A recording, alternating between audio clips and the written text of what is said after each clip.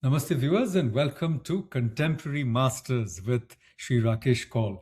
And as you know, we are talking about the non-Guru Guru, Pandit Gopikrishna, on the eve of Guru Purnima, as well as very close to his death anniversary. And speaking of the latter, I was just looking at, the obituary that was written on him in New York Times, and the title is "Gopi Krishna of India is Dead." Wrote about value of yoga, and it says Gopi Krishna, an Indian author and philosopher known for his writings about the value of practicing yoga, died Tuesday of pneumonia at his home in Srinagar in Kashmir state. He was 81 years old. And then they write about his books, his autobiography called Kundalini, The Evolutionary Energy of Man, which was published, I think, by Shambhala. And also it was published, I guess, in Britain in 1967. They also mention his two books published by Harper and Row, which was a major publishing house, a part of the HarperCollins group, what has become HarperCollins today. And these two very important books are The Biological Basis of Religion and Genius and The Secret of Yoga. So, very interesting conversation we were having before, we finished the last episode. I once again, in a sense, want to ask you about, some memories you may have had about him because you're his eldest grandson, if I'm not mistaken. I think the son of his daughter, Srimati Ragya Kaulji. Am I right? Yes, that's correct. That's correct. Yeah. So, if you have any memories of him, that would be wonderful. And also to please elaborate on what you just told us, that you're revealing something that is not known. I think this would be a wonderful beginning for, our continuation, to continue our conversation from last time. Yeah. So Gopi Krishna had many facets. Truly, very few know the totality of this man. You started with his death anniversary, and it's sort of important to, besides the obituary in the New York Times, it's important to see how people saw him. So Dr. Karan Singh was the one who led his funeral eulogy, and he said, in the 19th century, India gave the world Ramakrishna. In the 20th, Gopi Krishna. So whether it was Carl Friedrich von Weizsäcker, the head of the Max Planck Institute, Sir Julian Huxley, the brother of the writer, who himself was a great evolutionary biologist, James Hillman, the Jungian psychologist, Deepak Chopra saw him as his guru. So I can go on, and his book was published in many languages, and it created a sensation. And some people say that his book on Kundalini was probably the most impactful or greatest book in the field of spiritual writings in the 20th century. So this was an extraordinary man.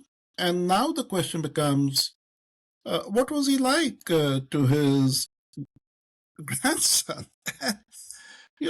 I'll reveal some interesting things about him. One, he was a very good chess player, an extraordinarily gifted chess player. So I was pretty cocky, and I would come from Delhi to Srinagar, and I would ask him if he would be willing to play chess, and he would be more than happy, and he would have that half smile on his face. You just have to imagine that setting.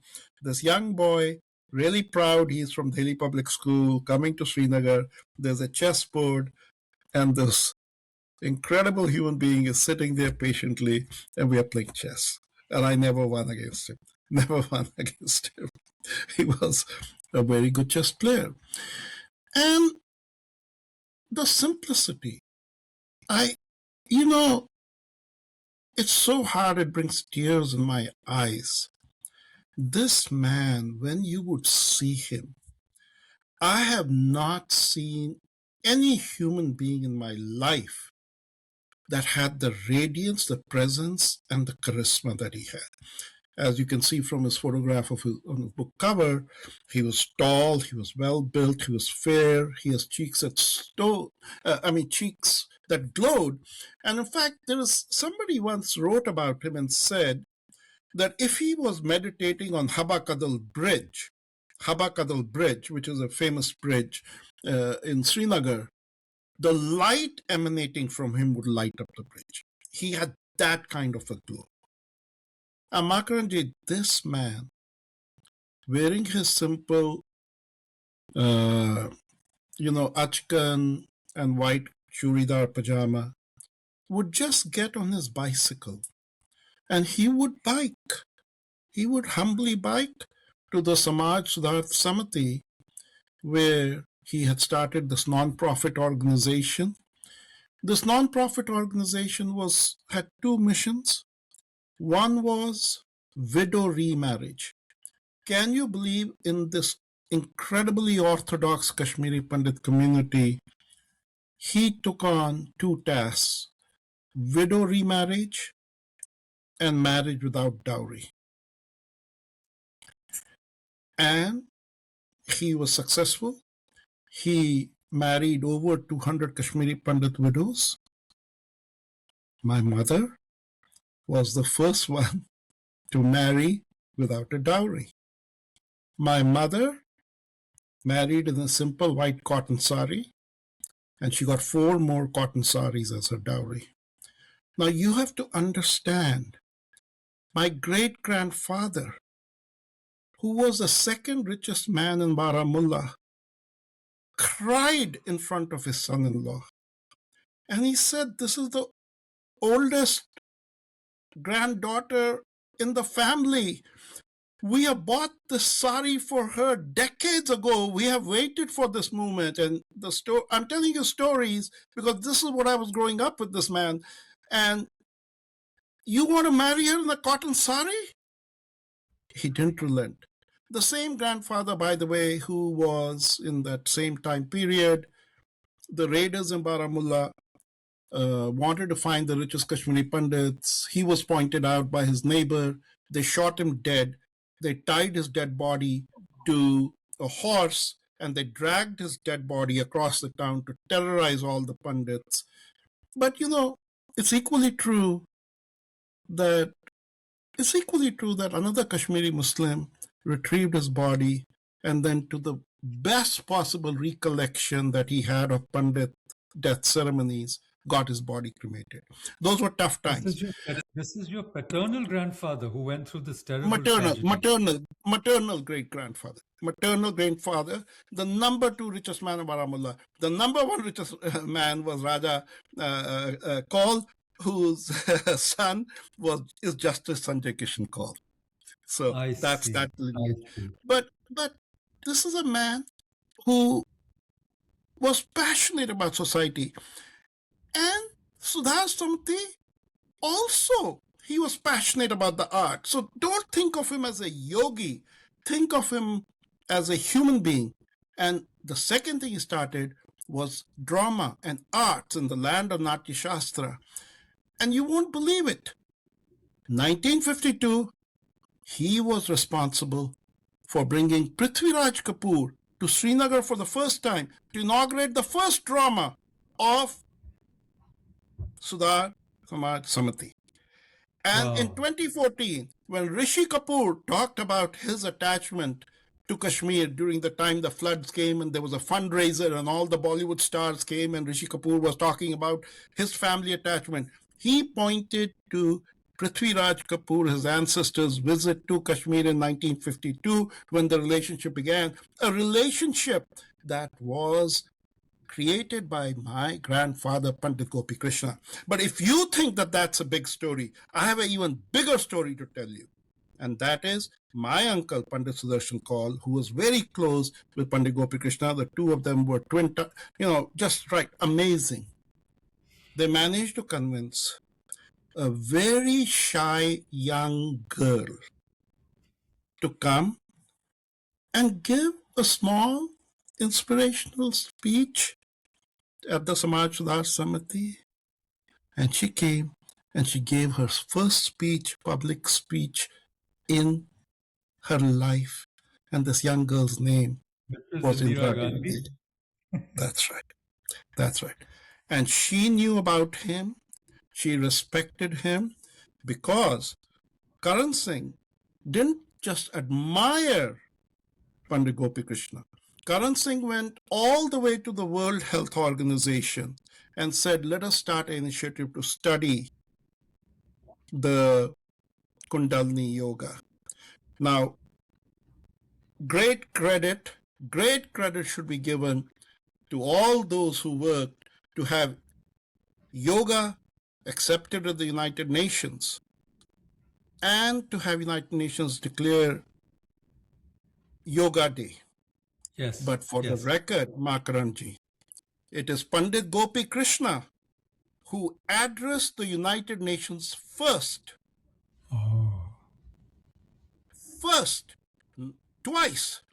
And the first event was broadcast to 170 countries, where he talked about yoga and Kundalini Yoga.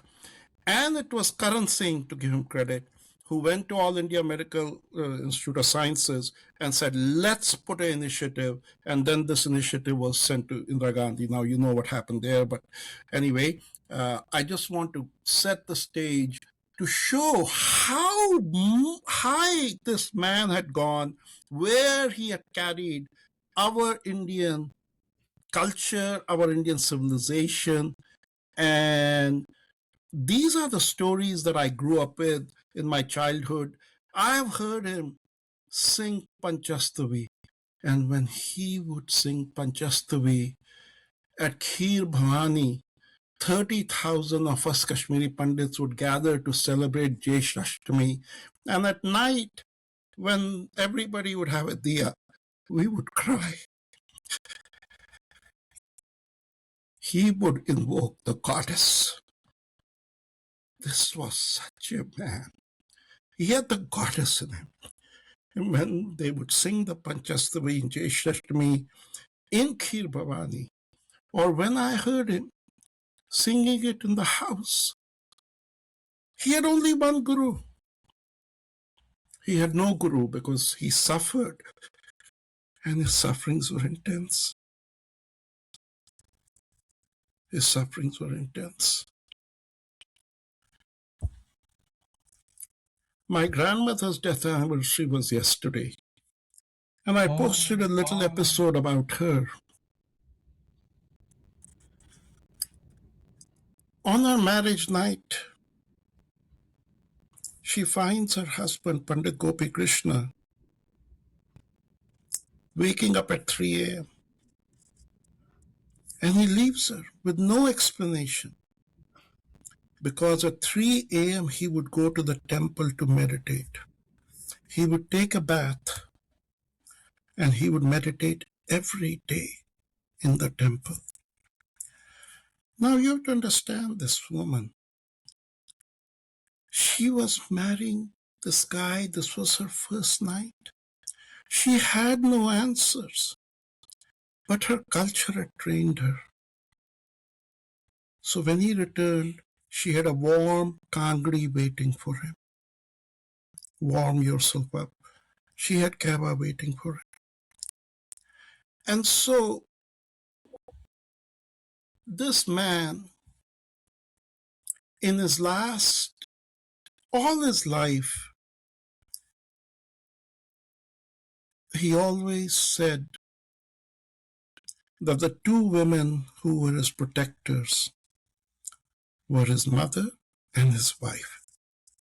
And in his last book, where he dedicated to them, he asked a very interesting question. He said, what is it What metal is a woman's heart made of that she can sacrifice herself for her son, for her husband? So these were the stories that I grew up with as I watched this man. I can tell you, I don't want to convert him into a man of miracles, but I can tell you this is a man of miracles. What happened to him when he was a child, what happened to him in adulthood, what I have personally experienced and seen with my own eyes. This is a man who had miraculous powers. This is a man who had miraculous powers, which very rarely were exhibited. But he had them. I hope I've given you a sense of the milieu as opposed to a specific thing of the world that I grew up with, his world. Absolutely. These reminiscences have been really precious to all of us. I just wanted to ask you, on a slightly more personal note, before ending this episode, whether you yourself consider him, your guru, someone who awakened, so to speak, your own spiritual aspiration or your own kundalini, so to speak, so that in your moments of crisis you turn to him and he opens the door to you of the great tradition of which you're an inheritor, going back to Abhinavagupta and maybe to Shiva himself, of course. So I would say that if you were to ask him who was his guru, it would be Lalla the mystic. So he would recite her poetry, and so that probably was the closest guru that he had. It's very interesting that the first book that actually awakened curiosity in him was, I think, Aladdin, or so it was sort of a book of wonder. And you and I, we have talked often about the Adbhut Rasa, right? Adbhut Rasa. And I, I must say that initially I did not have much interest in spirituality, but as I started attending the audiences in America where he would come and give lectures, I was actually more intrigued by what is it that the Americans are finding interesting in him. Because to me, he was my grandfather. He was an interesting person. But remember, in Kashmir, everybody was on the mystical pathway. We were householders, but everybody had their mystical interests. So there were lots of mystics there, some better known, like Swami Lakshmanju, who probably was the last great scholar of Kashmir Shaivism in a formal way. But there were so many mystics there. So it was really the Americans who triggered me. Like, I got to understand what's going on here. And then, of course, as I started reading his works and as I started reading other works, slowly, my sense of wonder, my sense of curiosity, and my sense of possibilities just grew and grew. And once, as you know, Makaranji, you start drinking that wine, then there is no end There is to no stopping. There is no going there's back. no, there's no going back. Yeah, then you drop it. Yeah, That's a yeah. wonderful note on which to pause. I'm very, very grateful to you for sharing these very, as I said, precious reminiscences with us. And we will continue this journey to understand the great life and legacy of Pandit Gopi Krishna ji, whose death anniversary is coming up. You said your grandmother's death anniversary was also just passed. And also Guru Purnima, so the non-Guru Guru, and actually the richness of our tradition where, you can't straitjacket or box not just the Kundalini herself, but how these awakenings actually happen in all of us. So, with those words, thank you, viewers. Thank you, Rakesh ji. Please like, share, and subscribe to our channel. And do join us in our next episode of Contemporary Masters. Namaste.